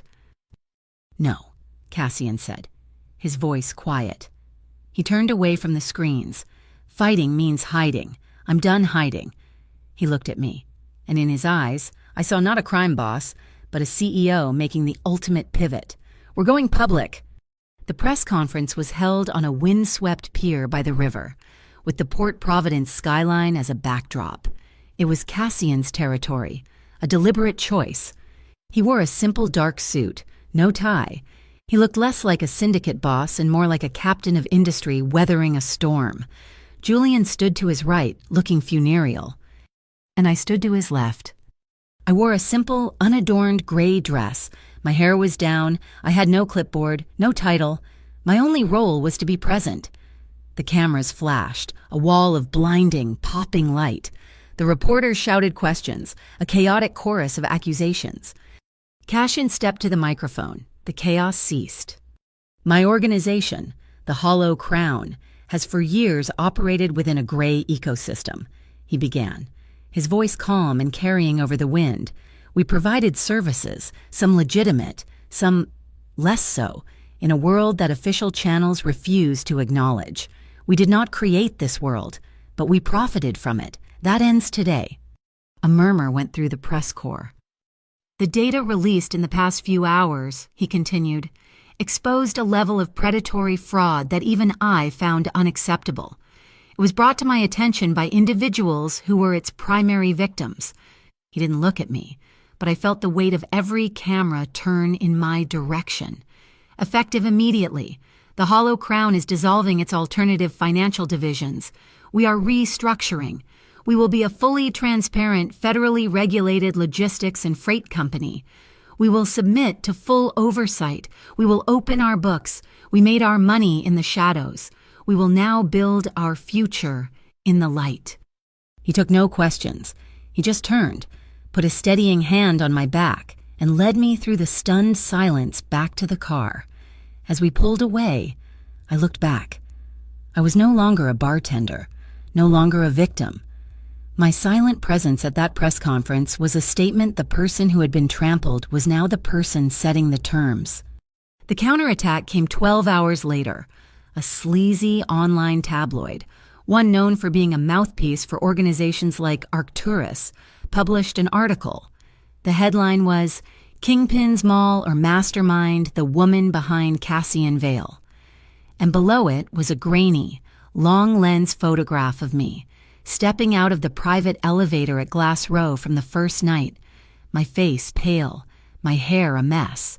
The article painted me as a manipulative gold digger, a criminal accomplice who had seduced Cassian to get revenge on a former lover. The old shame, the feeling of being exposed and defined by someone else's malicious narrative, washed over me. Evan's tactics, his voice, echoed in the digital ink. I was staring at the screen, my hands shaking, when Cassian's face appeared on every major news channel. He hadn't called another press conference. He had released a single prepared statement, read by a network anchor. "The woman you are attempting to smear, Mira Caldwell, is not my accomplice. She is my conscience. She came to me a victim of financial and emotional abuse by the very man her information helped to expose. Her expertise was instrumental in uncovering this network, and at every turn, when my organization was prepared to use methods of darkness and violence, she was the one who argued for a better way. She is the architect of our new, legitimate future. If you want to know why the Hollow Crown is changing, do not look at me. Look at her. She is the one who stopped us from going too far." The narrative didn't just shift, it shattered. The story was no longer about a crime boss and his mall. It was about a whistleblower and a powerful man she had redeemed. He had taken their weapon, my past, and reforged it into a shield. The next day, we met with the FCSD, not in an interrogation room, but in a sterile, beige conference room in a federal building. The lead agent was a woman named Chen, sharp, professional, and unreadable. "Mr. Vale," she began, "you've created a unique situation. You've publicly confessed to running a criminal enterprise, and you've simultaneously decapitated our largest active money laundering investigation. You've handed us the Arcturus Combine on a silver platter. I am offering a new deal," Cassian stated. "Here's our counteroffer," Chen said, sliding a folder across the table. "A plea agreement. The Hollow Crown provides the FCSD with its complete unredacted payment network data. You will become cooperating witnesses in the federal case against Albion Nix and what remains of his organization. In exchange, the USS Attorney's Office will grant you and your core management limited immunity for past financial crimes. Your new company, True Crest Freight, will operate under strict federal supervision for a period of 3 years." It was an exit, not a clean one, but a viable one, a path out of the darkness. Cassian read the document. He didn't look at Julian. He didn't look at Agent Chen. He pushed the folder across the table to me. "Do we sign?" he asked. The entire room, the lawyer, the federal agent, the most powerful man I had ever met, waited for my answer. The weight of his world, of my future, was in that single question. I thought of the names on the Cinder exchange, the faceless victims of Evan's $13.57 scheme. I pushed the folder back to Agent Chen. "We sign," I said, "with 2 conditions." Chen raised an eyebrow. "First, a significant portion of the assets seized from Arcturus and Continental will be diverted into a victims' restitution fund. The second Tide Fund, we'll call it. It will be independently administered and will prioritize clearing the fraudulent debts of individuals targeted by these microtransaction schemes." I took a breath. "Second, any female witnesses who come forward in the case against Arcturus will be granted full, federally protected anonymity and relocation services, so they cannot be intimidated or retaliated against, no exceptions. Chen stared at me for a long moment, then a slow smile spread across her face. I think those terms are more than acceptable. Cashin looked at me, and a small, proud smile touched his lips. The opinion of Chief Counsel is noted, he murmured. We were leaving the federal building, the deal agreed upon, the future looking almost bright. When Julian's phone buzzed, his face went white. He showed the screen to Cassian. It was a link to a hidden message board. A video had been uploaded. The video was shaky, filmed from a distance. It showed the Sea Strand cable car, the glass tourist pods that glided over the river at sunset. Then the camera zoomed in on one of the cars. Inside, a family, a mother, a father, 2 small children were laughing, pointing at the view. A new voice, distorted and synthesized but dripping with cold rage, spoke, Albion Nix. Vale, you took my kingdom. You took my name. Now I will take something from you. The last act of this play will be held where the whole city can watch. The Sea Strand, sunset tomorrow. You and the girl, come alone, or I will cut the cable and let this little family take the fall for you. The choice is yours. The video ended. My phone rang. It was Agent Chen. We saw it. Do not engage. Vale, I repeat, do not engage. We'll shut down the line. We'll handle this. Cashin looked out the window at the city, at the distant, delicate thread of the Sea Strand cable. He won't be on the cable car they shut down, he said, his voice grim. He'll be on another one, or he'll have a man at the pylon with a cutting torch. If we don't show, he'll make an example out of someone. He'll burn the whole theater down just to get at us. He turned to me, his face a mask of grim resolve. We go, I said, the words tasting of iron and fear. But we don't go alone, and we don't play by his rules. We write our own. The sunset was a violent slash of crimson and gold across the horizon, bleeding into the steel-gray water of the river. It was beautiful, a perfect postcard of Port Providence, and we were ascending directly into it, suspended in a glass box on a wire. The Sea Strand cabin swayed gently, the hum of the cable a low, tense thrum that vibrated up through the soles of my shoes. It felt like riding in a cage being winched toward heaven or hell. They were already there, waiting. Albion Nix sat on one of the benches, relaxed, as if he were merely a tourist enjoying the view. He wore a simple dark jacket, his pale eyes seeming to absorb all the light in the cabin. There was a profound, chilling stillness about him, the opposite of Evan. Evan stood near the door, a small folding knife clutched in his hand. His knuckles were white, his hand trembling so badly I was surprised he didn't drop it. He was trying to project menace, but all I saw was a terrified boy playing with a tool he didn't understand. His fear was a sour, palpable smell in the confined space. Cashin's hand was on the small of my back, a silent, steady pressure. He moved us to the center of the cabin, placing himself between me and the 2 men. Punctual, Albion said, his voice smooth, unbothered by the precarious height. I do admire that. Did you enjoy the view on the way up? Cut the theatrics, Nix, Cassian said, his voice a low growl. Albion's gaze shifted to me. The key, Miss Caldwell. Let's conclude our business. My heart hammered against my ribs, a frantic, trapped bird. I reached up and lifted the thin silver chain from around my neck.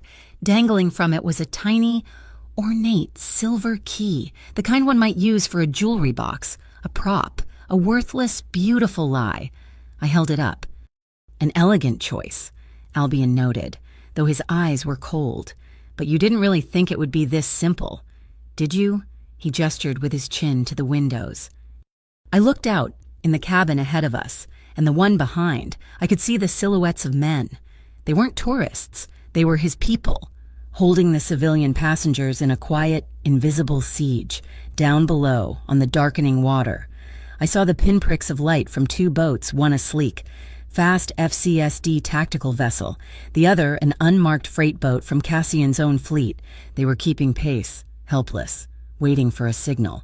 We were utterly alone, 100 feet in the air. "This entire line is my theater," Albion said softly, "and I am the director."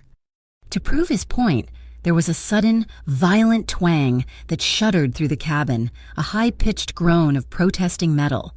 The cabin lurched, dropping a foot before catching again, swinging wildly on its main cable. I cried out, stumbling forward. Cassian caught me, his arms a steel cage around me, holding me against his chest. He didn't look down at me. His eyes, burning with a cold, murderous fury, never left Albion Nix. "That was a secondary stabilization line," Albion said conversationally, as if discussing the weather. "A warning shot. The primary cable is, of course, much thicker, but nothing is unbreakable." My training, my fear, my rage, it all coalesced into a single point of cold clarity. I steadied myself, pushing away from Cassian's chest, and turned to face Evan. My voice was not a whisper. It was not a plea. It was a judgment. "You did all of this," I said, my voice ringing with a strength I didn't know I possessed.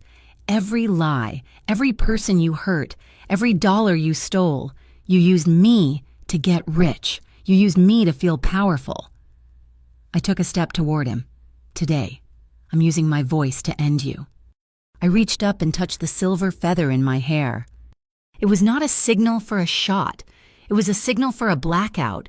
On the pylon ahead of us, a tiny red security camera light, one I knew Albion was using to monitor his wider operation, went dark. A sniper, positioned on a rooftop a half-mile away, had just fired a single, non-lethal pulse round, disabling the lens. Albion's eyes were gone. He was blind. He knew it, too.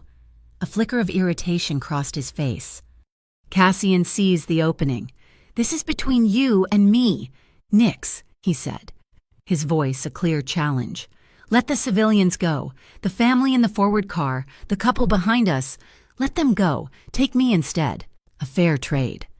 Albion actually laughed, a short, sharp, ugly sound. "Oh, Vale, you've spent too much time with her. You've started to believe you're a hero in some grand romance. You are a monster, and monsters don't get to make noble sacrifices." That was my cue. "He's right," I screamed, feigning a complete breakdown. I lunged, not at Evan, but at Albion. "This is all your fault."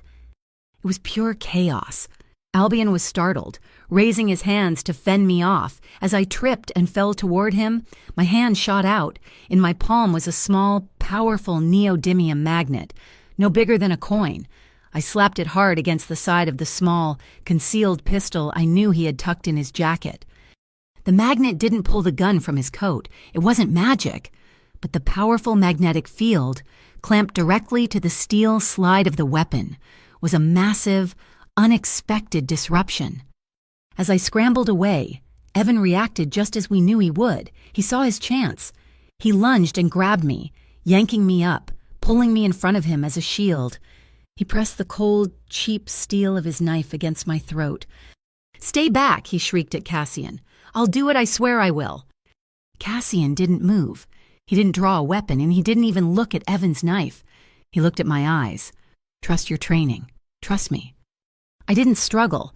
I let my body go limp for a split second, making Evan adjust his grip.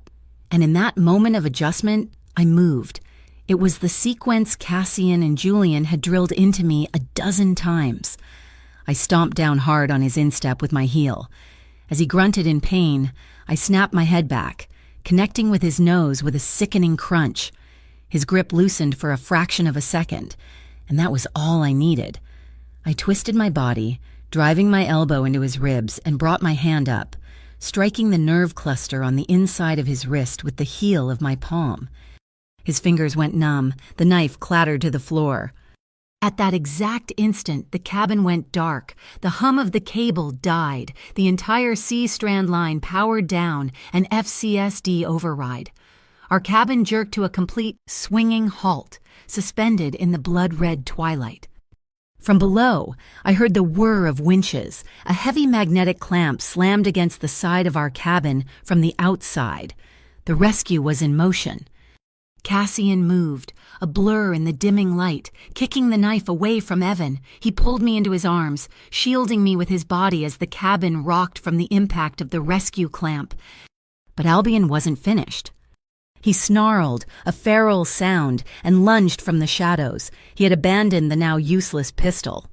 In his hand was a second weapon, a long, thin stiletto. He drove it toward my back. Cassian twisted, shoving me behind him. He met the attack, not by blocking, but by absorbing it. He took the blade high in his left arm, letting it sink in, using the motion to trap Albion's arm against his own body. He grunted, a sharp intake of breath, but his grip on Albion's wrist was like a vice. "Mira, now," he commanded. I didn't hesitate.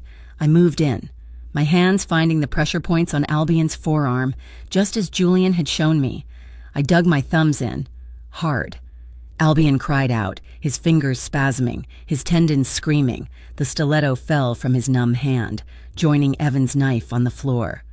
There was a deafening crack as the cabin door was pried open from the outside. FCSD agents in full tactical gear swarmed in, the beams of their weapon-mounted lights cutting through the darkness. They pulled a whimpering Evan to his feet. They pinned a snarling Albion against the far window. The chaos swirled around us, but in the center, there was only a pocket of stillness. Cassian stood over me, his face pale in the strobing lights, blood soaking the sleeve of his dark suit. He ignored the agents, ignored our captured enemies. He looked only at me, his breathing ragged. "Are you okay?" he asked, his voice rough with pain and concern. I reached up and touched his face, my fingers coming away clean.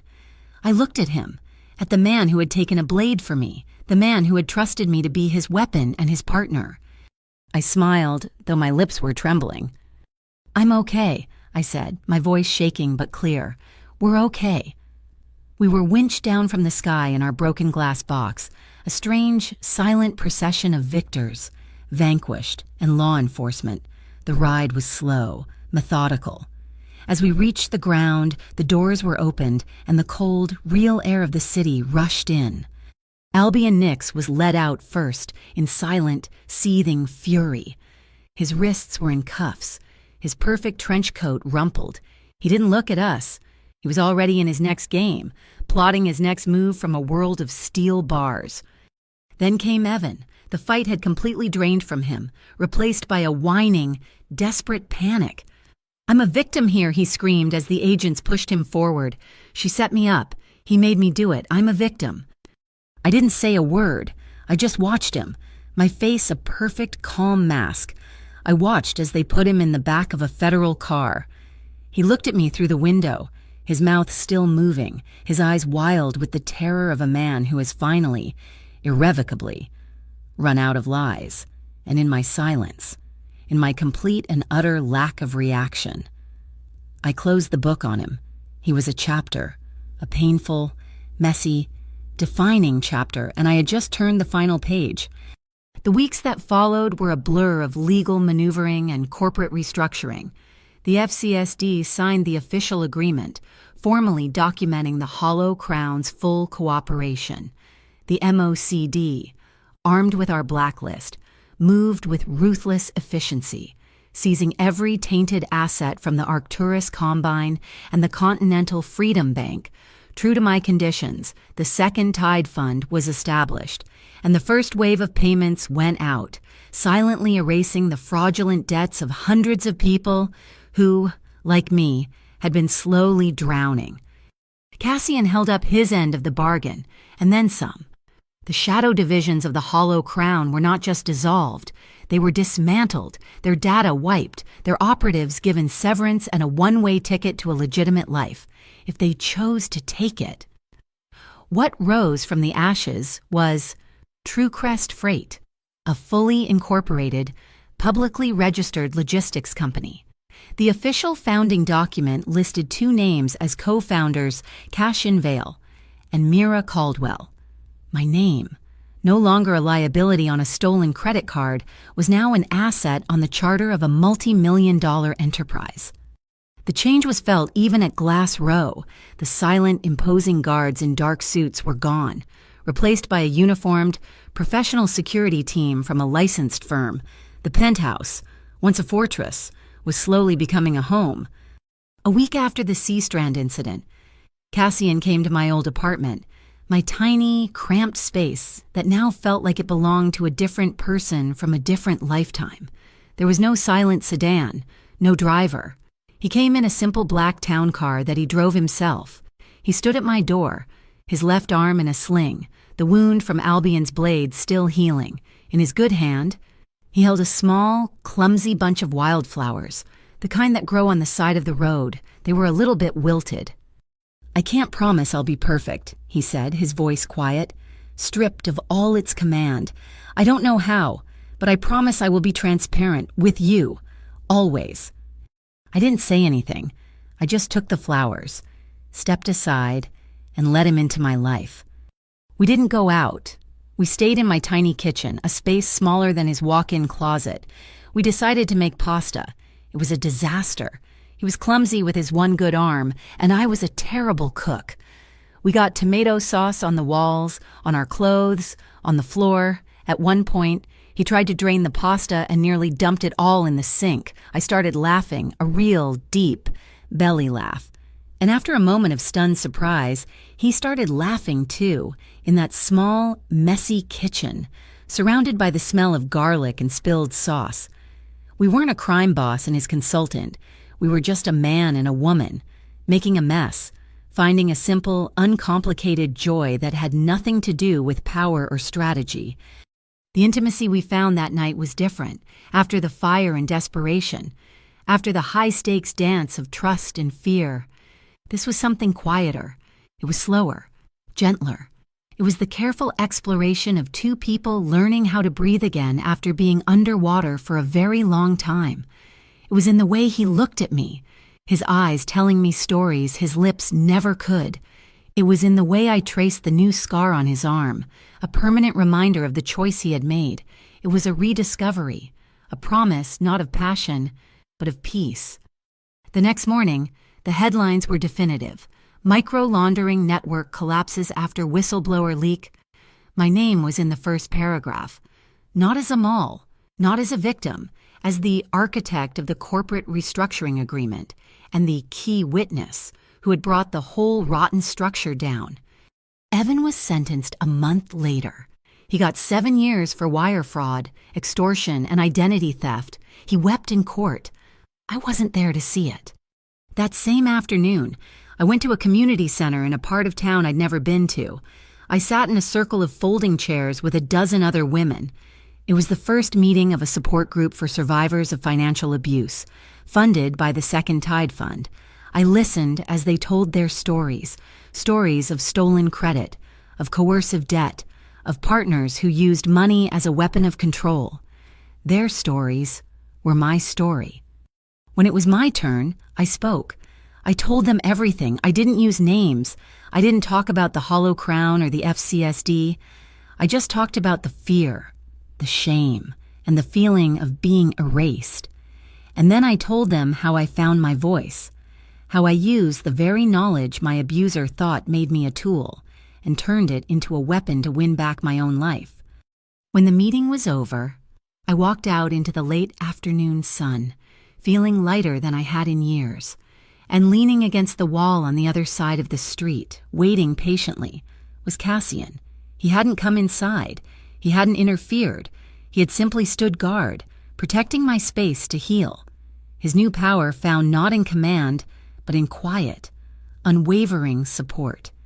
He just smiled, a small, proud smile, and opened the car door for me. That night, he took me back to where it all began, the Blue Meridian rooftop bar. It was a quiet Tuesday, the air crisp and clear. The city lights glittered below us like a blanket of fallen stars. We stood at the railing, at the exact spot where I had first grabbed his sleeve. "It's different up here now," I said. "We're different," he replied. I reached out and placed my hand on his. His fingers laced through mine, a familiar, comforting weight. I leaned my head on his shoulder. "This time," I whispered, "there's no need to pretend. Let's just love each other the way we've chosen."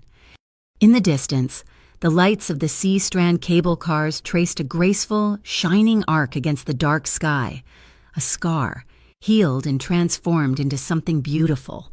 The city was the same, but our world had been remade. The Hollow Crown was a ghost, a memory, its assets legally folded into a dozen new, legitimate ventures. When we got back to the penthouse, a small, polished wooden box was sitting on the main table. I opened it. Inside, nestled on a bed of black velvet, was the silver feather hair clip, the listening device, the weapon, the symbol of our dangerous beginning. I picked it up, its metal cool and familiar. I walked into the bedroom and placed it on my nightstand, right next to the simple, brass key to my old apartment, the key to my past, and the symbol of our trust. Sitting side by side, the knots of my life, finally, beautifully, untangled. Cashin came and stood in the doorway, his sling gone, his arm now just a long, healing scar. He looked at the keys, at me, and a deep, peaceful smile touched his lips. "Let's go home," he said. I nodded, and we were. Thank you so much for listening to our story. I'd love to know where in the world you're tuning in from, so please drop a comment below to say hello and share your thoughts. If you enjoyed this journey, please subscribe to my channel, Mafia Boss Stories. Give this video a like, and consider hitting that hype button to help it reach even more listeners. Your support means the world.